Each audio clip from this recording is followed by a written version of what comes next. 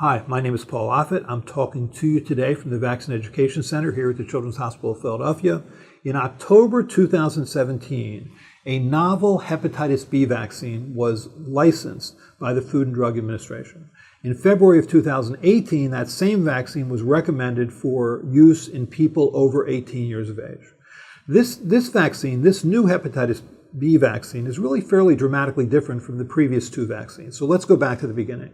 The other two vaccines that are out there are both made essentially the same way, which is that you take the gene that codes for a protein that sits on the surface of hepatitis B virus called the hepatitis B surface antigen. You put it into a plasmid. That plasmid is then inserted into yeast cells where that protein is then made by the yeast cells. The protein is then purified, and the vaccine also contains an adjuvant. An adjuvant is something that helps the immune system work better, either because it allows you to give fewer doses of the vaccine or it allows you to give lesser quantities of the active ingredient of the vaccine. That's what an adjuvant is. Now, both of those other vaccines were made the same way using what I described, something called recombinant DNA technology, and they both had the same adjuvant, which was an aluminum salt.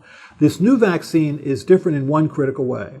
It's made the same way in terms of the recombinant DNA technology. It's still made using that hepatitis B surface antigen, but it has this novel adjuvant, which has the fancy name CpG motif. So the C stands for cytosine, the G stands for guanine, which are these two nucleosides that are part of DNA, and then the P just stands for this linkage between the two. What's novel about that, what's different than the aluminum salts, is that the CpG motifs are sort of unique to bacterial DNA.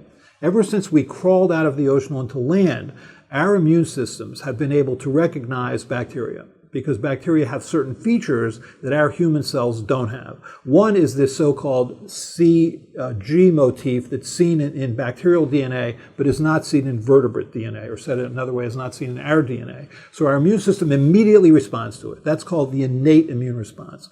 And what the CpG motif has done now is it's made a fairly dramatic difference, actually, in the immunogenicity of the hepatitis B vaccine. This new hepatitis B vaccine's capacity to induce an immune response against that particular hepatitis B protein is better, actually, than for those other two vaccines. It's true of all age groups, even the age group over 70 years of age. So I think this is a useful addition to our hepatitis B vaccine armamentarium, and I think it may have a special place for those people who don't seem to be able to respond to the 3 doses of the current or the previous 2 hepatitis B vaccines. So I think there's every reason to be happy about this new development in hepatitis B vaccines.